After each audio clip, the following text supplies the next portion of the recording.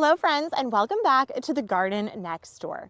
If you've ever been overwhelmed or just generally afraid to do companion planting, the do this, not that, the charts, the diagrams, and the overall stress and scary factor of doing it wrong, the overwhelm, today's going to be a breath of fresh air.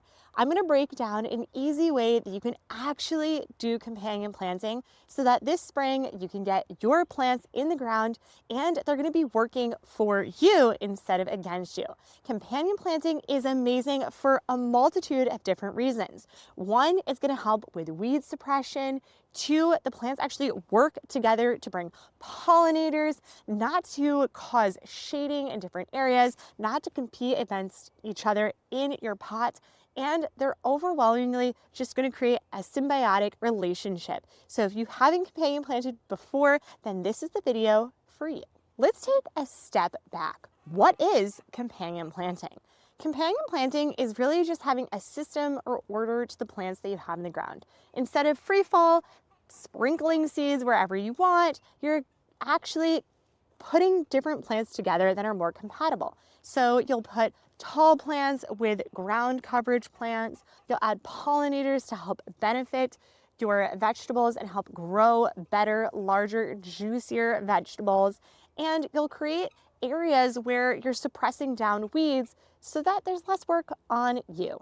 But it doesn't have to be super complex, and we'll go over some examples. But first, we're going to talk about the 4 big principles of companion planting. First factor in our garden space is going to be our tall plant. This is a plant that is just vertically going to take up the most room.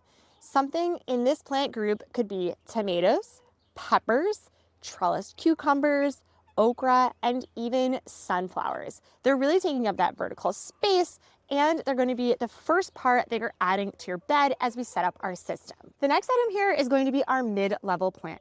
These are going to be plants that fill in the space in between. Things like bush beans, it could be peppers, kale, basil, chard, or things like compact summer crops. Next up, in my opinion, is the most important part, and this is going to be your ground cover or live mulch. This is the part of the system that's really going to knock out or suppress a lot of the weeds. And when I say knock out, honestly, there could still be weeds.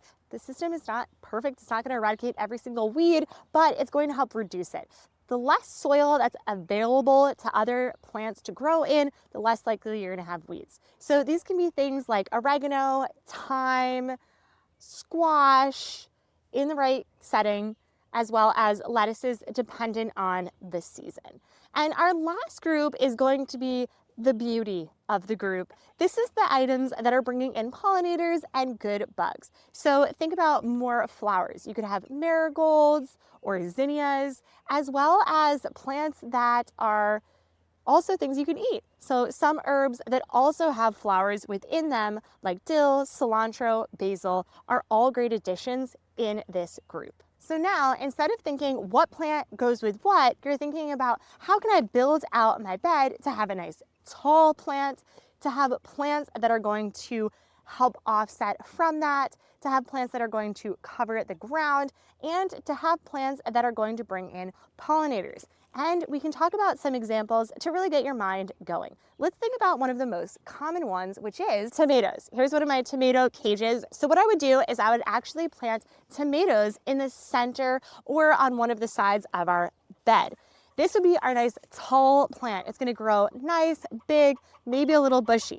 Then next to it, in order to take up some of the space, reduce some of the soil that's around it, is going to be basil. Not only does it taste amazing to pop a cherry tomato in your mouth with a little bit of basil, they go great. You're using basil in the kitchen a lot of the time, but it's going to get nice and bushy without getting a super exorbitant amount of height. Then my third item is going to be a nice ground cover or living mulch, something like a nasturtium or elysium. And these are going to be nice and great. They're going to cover the ground, making sure that I'm reducing a lot of my weeds. They look beautiful and they're really easy to grow. Lastly, I can go ahead and add some type of flower. Now, we actually have deer in our land, and something that you can do in order to rid deer is actually by planting marigolds. And marigolds are also going to be bringing in some friendly pollinators, bees, and some good buggies into the garden to keep the space and really finish out my garden. For this example, we did our nice tall tomato plants. We did basil around it to take up some space, nasturtiums around that, and then we finished off with a nice marigold. And this could be a bed that you could easily replicate in your garden as well. Okay, let's break it down into another example. If you're a pickle lover or a cucumber lover, then this one's gonna be for you. Our nice tall plant is going to be a trellised cucumber. Outside of that, we can then again use basil if we would like, or we can use a different herb like oregano to help fill in the space. Then as our ground coverage, maybe we'll add some thyme to help get that in and help reduce some of the weeds. And then on the outside, in order to bring some of our pollinators and make a really great pickle, we're gonna add some dill. This combination is a great combination that's gonna fill out my garden. They're gonna be nice companion plants to each other, and it's a really easy setup that you're probably gonna use all the ingredients from. Okay, so let's talk about some of our goals with our companion planting. We wanna make sure that there's less bare soil. We wanna make sure that there's less visual overwhelm. You're not just planting craziness all around. It's gonna be a very picturesque garden bed. And you wanna make sure that there's more than one function happening in your bed. If you add too many things to one bed that's all the same, then you can really deplete the soil. And this way you're actually adding different items in that can hopefully add some more beneficial elements into your soil, help bring in those bugs, and create a nice companion for everything inside.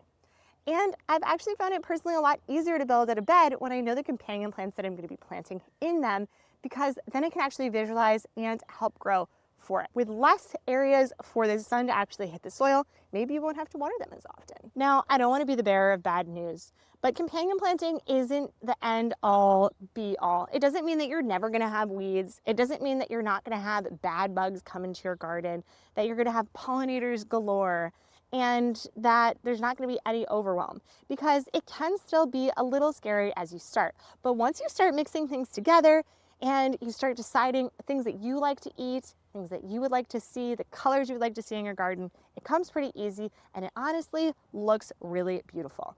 Now, when you go ahead and Google or use ChatGPT, you might notice that they're pulling up different types of companion plants. If you don't eat or utilize those herbs, then don't grow it. Choose a different one, sub it out. You don't have to use what the internet says every time. It's not always going to be perfect for you. So really think about things that you're cooking in your kitchen, that your family likes the taste of, and that you're going to utilize, or at least be able to share with, and then build your companion garden out of that. The idea here is that you're just bringing more simplicity. You're finding a nice tall plant, you're adding an herb or flower along it, you're building in your garden bed so you're suppressing a lot of those weeds, and you're just building a nice, prettier, beautiful garden. It doesn't have to be complex. It can be using the formula that we talked about today, and you can be using some of the examples that we talked about today as well.